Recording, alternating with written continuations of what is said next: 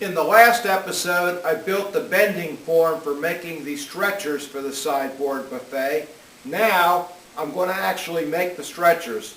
I've selected a piece of 12/4 thick, which is 3-inch thick cherry that I milled. It's local wood. And from this plank, I'm going to try to get all the pieces for the stretchers, both front and back, and the legs, so that we'll have matching wood.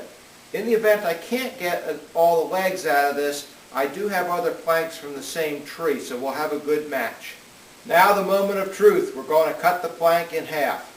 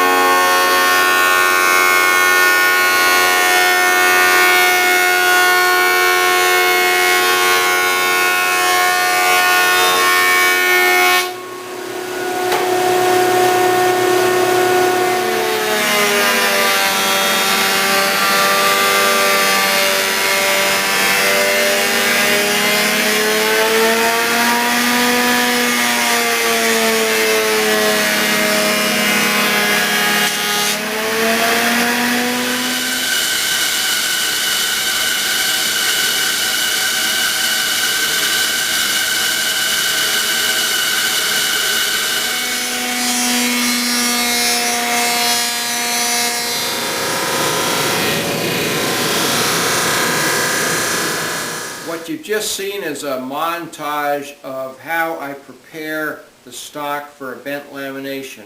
First, we cut the big plank into a 57-inch length. Then I bandsawed a section of the plank wide enough to cut all my laminates from.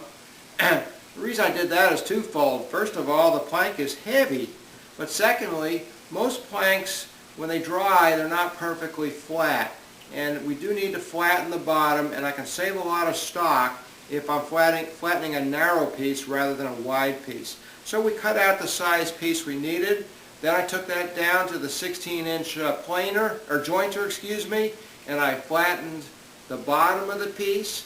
I brought that piece then to the planer and flattened the top. I also jointed the sides to be perfectly perpendicular to the faces. And when I had a nice square cross section on the blank, then I went to the bandsaw and I cut strips slightly over 1/4 inch thick.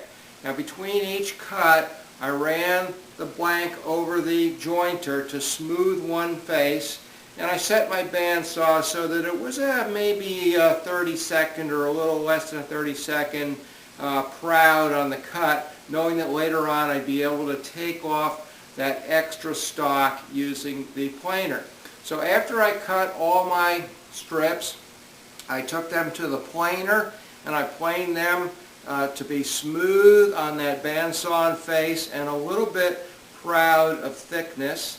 And then the next step I went to, some people don't do, but I like to do it. I took the strips to the drum sander, and using 180 grit sandpaper, I just lightly sanded each face of the strips. Now I did that for two reasons. First of all, when you run a piece through the planer, typically there's just tiny little nicks in the planer blade. It's almost impossible to avoid that, and they'll leave just a little bit of roughness on the surface, which, when you're trying to glue two pieces together, makes a gap that can make a noticeable glue line. And the second thing I want to do is break the glaze from the planer blades. When the planer planes, it kind of crushes the surface just slightly and makes the surface a little less able to absorb glue. So by running the sandpaper over the face, I'm able to break that glaze and make it so these pieces will accept glue better. So this is what I end up with, a 1/4 inch thick strip. Now I needed 5 strips for each stretcher, so I could have 1 1/4 inch thick stretchers. I wanted these to be very strong because this is what's holding up the entire carcass. So I went for 1 1/4 inch total with 5 strips. I cut 2 extra strips just because I wanted to have a little bit of selectivity in the stock I chose, and I'm glad I did that. Turns out that 2 of the strips, and this may be very hard for you to see, but 2 of the strips have a little bit of defect in them, and that would show up on the finished piece. And I spent enough time making these pieces. I want them to be as perfect as they can be, and so I was able to discard those 2 strips and come up with some pieces that would make very nice looking stretchers. It's finally time to glue up the laminates, and for this I'm going to use Unibond 800 glue. This is a 2-part urea formaldehyde glue. It mixes a liquid with a powder catalyst. There's no water involved, so there's no stretching, or there's no growth of the wood due to water absorption, but more importantly, this is a very brittle glue when it dries, and it does not creep. Typically, yellow glues that we use for furniture making have a tendency to be a little bit plastic and creep over time. The surfaces can actually move slightly over time. Well, with a bent lamination, you really don't want any movement at all. You want this to be very stiff to maintain its form.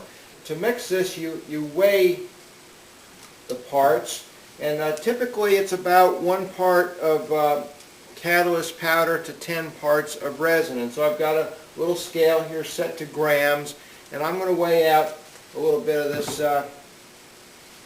cement.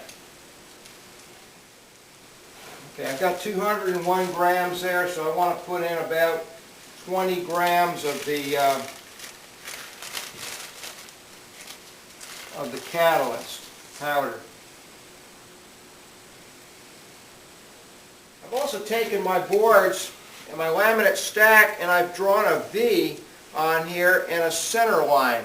That way I can keep them in the right order so that the top surface looks as much like the original plank that we cut this from as possible. And of course the center line mark is so that I can align this up on my form when I start clamping, and I'll make sure that the end of the stack actually meets the end of the form.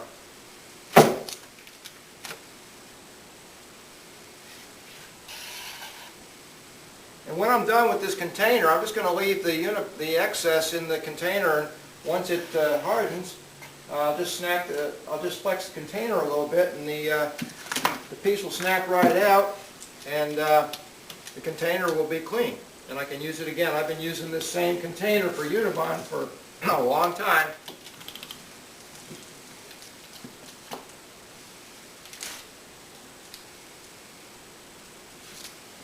There we go.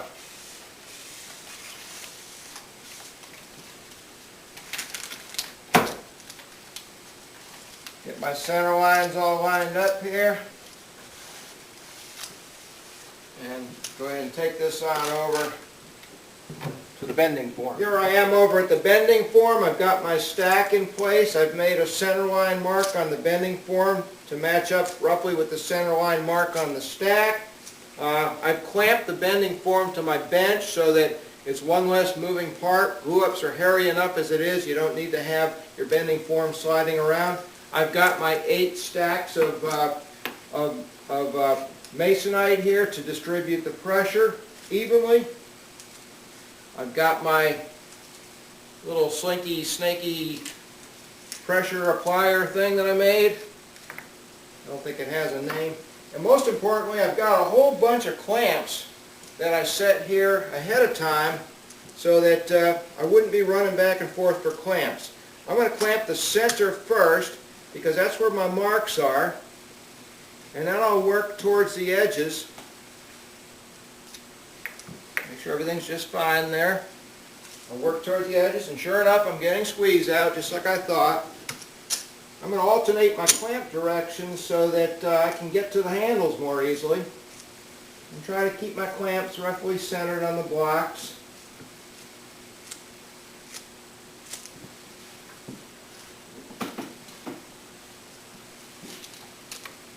And I'll try to put my clamps as close together as I can to give myself a lot of clamping pressure on this. Keep an eye on your stack to make sure that it's coming together evenly. Of course, you should always make your laminates a little wider than you need so that you can trim them down later.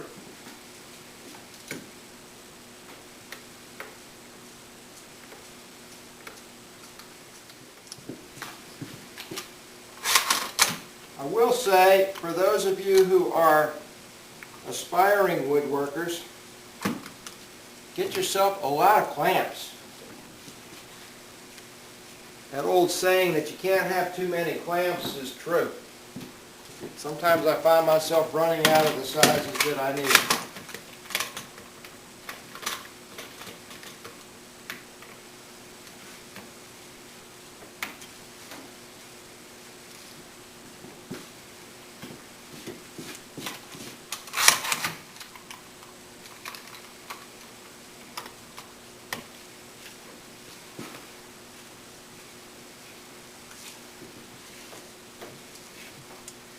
And there we are. Now we're going to let this sit. Actually, I'm going to let this sit overnight. It's about noon today. Technically, I could probably take the clamps off in several hours, but why stress the joint? I'd rather it get really, really cured, and tomorrow morning we'll do the second lamination.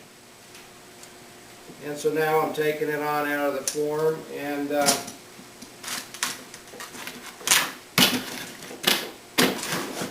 good thing I put the tape onto that one piece of masonite because the glue didn't stick. You saw how easily that came off. And it came off the form here easily as well. Now you may wonder why I started this project making a stretcher instead of some other part. Well, it's because the front of this sideboard buffet is curved, and that curve was going to be dependent on the curve of the stretcher. Now, although I made the stretcher to be the shape of the form, there's a phenomenon called springback, where when you do a lamination and you take the clamps off, the piece actually opens up a little bit from the form, and it's a very unpredictable amount. Sometimes I've done laminations where I've actually had spring in, where the laminate has actually tightened up around the form when I took the clamps off. This time I had a little bit of spring back, and now what I'll be able to do is I'll be able to make the front of the cabinet to the curve of the actual piece as opposed to the curve of the form. That changes the plan slightly, but that's an easy thing to adjust now. Also, I was telling you yesterday how stiff this Unibond 800 glue gets. This is the piece that was in the bottom of the container I used to mix the glue yesterday, and it's still got a little bit of give to it. It's pretty stiff, but you can see it breaks at a nice, clean, brittle break, and that's what we want. We want a very stiff glue that's not going to bend, not going to creep, and it'll keep the laminates in the shape.